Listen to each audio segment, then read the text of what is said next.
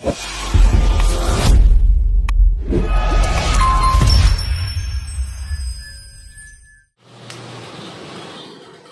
good morning guys.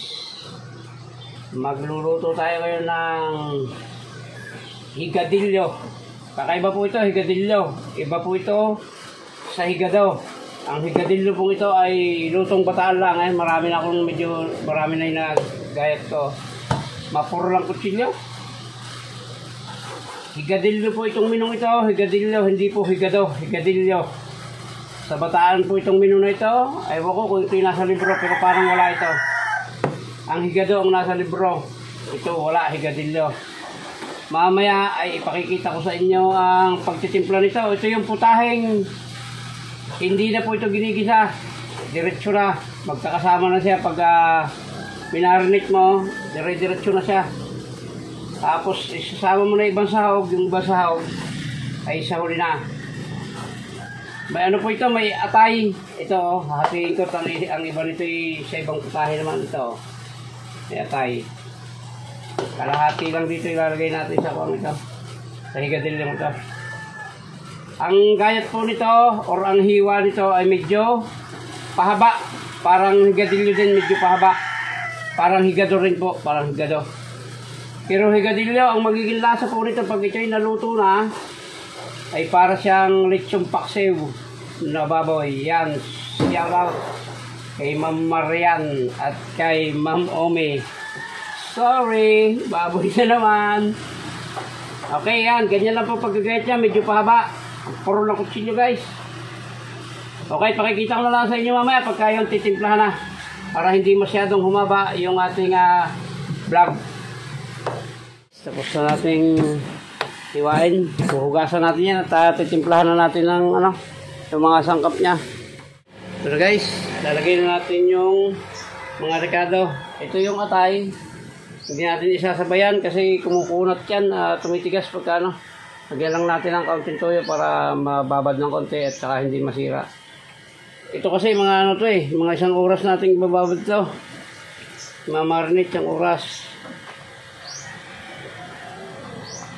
Yan, tapos lalagyan natin ng mga dalawang laurel. Yan guys, mga tatlong pisong laurel, piso lang naman ang isa nito. Tapos lalagyan natin ng paminta. Yan. Tapos lalagyan na po natin ng pampapungay siyempre. At lalagyan natin ng suka. Kaunting suka lang guys. At lalagyan natin ng pineapple juice. Baka naman umasing. Yan. Tapos ito. Yung natural na pineapple juice lang po ang ilalagay natin. Ang tigas. Yan o. Ito po guys ay hindi na po ito igigisa. Diretso na po ito. Kaya pag gumamit kayo ng, halimbawa gusto nyo magluto nito, pag gumamit kayo ng karne na bibili nyo, yung medyo po may taba-taba. Ayan, lalagyan na rin natin ng kaunting asukal. Mamaya natin dadamihan ng asukal at baka dumikit. Kaunti lang muna para tumalab lang sa marinade. At syempre, katulad ng dati, may mekos-mekos natin yan. Sarap! Ginagawa mo! Ito, nakita nyo naman yung mga sahog. Laurel, paminta. Tapos, pineapple juice, suka, toyo, at kaunting asukal. Ilalagay na rin natin dito guys yung sibuyas at bawang. Magkasama na sila dyan kasi hindi na natin ito igigisa. Diretso na po yan. Tansyahin nyo lang, bahala na kayo kung kaano karami gusto nyo. Yung hiwa po ng ng sibuyas bawang ay durog na durog guys, durog na durog. Siguro mamarinate natin to ng mga 1 hour siguro. Pwede nang lutuin to. Para lang tumalab dyan yung mga lasa. Kaya hindi raw masarap pag hindi minimekos-mekos. So yan guys, yan lang ang mga sahog niya. Meron pang mamaya, makikita nyo sa huli yung pang-final na sahog niya guys. isasalang na natin yung ating higadilyo. Isang oras pong ano yan, isang oras na nakamarinate. Kaya lang natin siyang nakaganyan at palalambutin natin yan. Tatakpan po muna natin at mamaya natin ito kumpletuhin ng sahog yan. Pakikita ko sa inyo mamaya kung ano pa mga sahog yan. Okay, yun na guys, kabulo na. Medyo hahaluin natin ng kaunti para magbalanse. Ang liit ng kawali natin, oh. Mahirap halo na ganito. Ito na yung pinakamalaking kawali rito. Ano pa naman to? 3 kilo kalahati yata ito. Oo, tama. 3 kilo kalahati. 3 kilo yung laman. Tapos yung atay kalahati. Lalagyan ko pa naman ito ng ano guys. Reno, mamaya lalagyan natin yan. Papalambutin muna natin ito guys. Nakita nyo naman, hindi ko na ginisa. Diretso na po yan. Mamaya magmamantika na yan.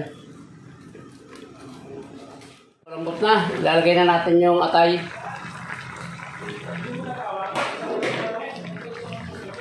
Hindi ko isinabay yung atay. Gawa nung titigas yan. Pabilin mo. Hindi ko po isinabay at titigas yan. Madali lang naman maluto yung atay. Kaya mamaya pagka medyo luto na yung atay, lalagyan natin yung mga kompletong rekado na yan. Okay na guys, nailagay ko na po yung yung reno. Akala ko yung naka-play. Yung reno po, nilagay ko na. At akala ko naka-play yung camera, hindi pala. Nilagay ko na po yung reno at saka yung ating nilagyan ko po ng pineapple chunk yan. So yan ang magiging final nito mamaya. Titikman natin kung tama na po kung laban na yung alat at saka yung tamis. Yan, ngayon nga tikman na natin kung laban na yung alat at tamis. Yan, medyo matabang guys. Kasi na lang ilalagay natin para hindi siya masyadong maitim. Matabang pa sa alat at matabang pa siya sa tamis. So kaunting asin pa at kaunting asukal. Yan. Yan natin kaunting asukal. At kulang pa po sa tama na siguro yan. Tapos yan guys ay ang ipapalapot natin dito ay pita na lang. Gawa ng wala akong nabiling dito.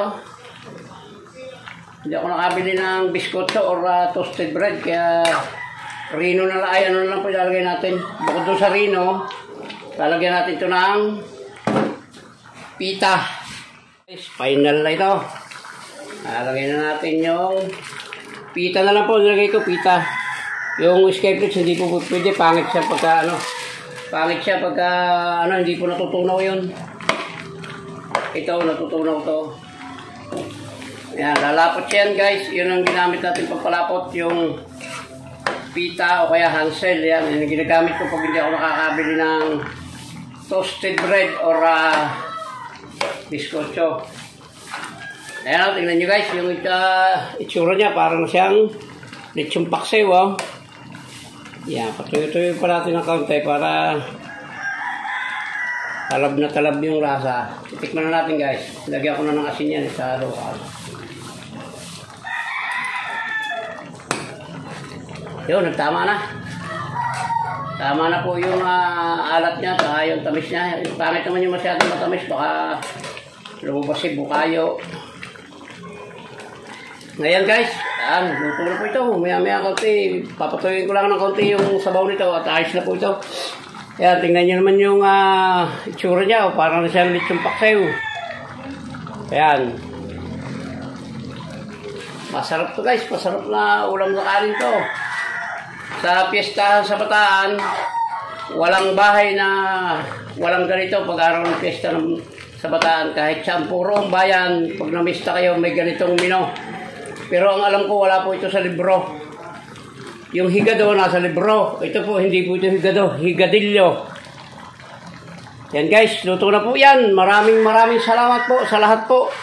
na sumama o umabot sa dulo ng vlog na ito ay maraming salamat po sa inyo.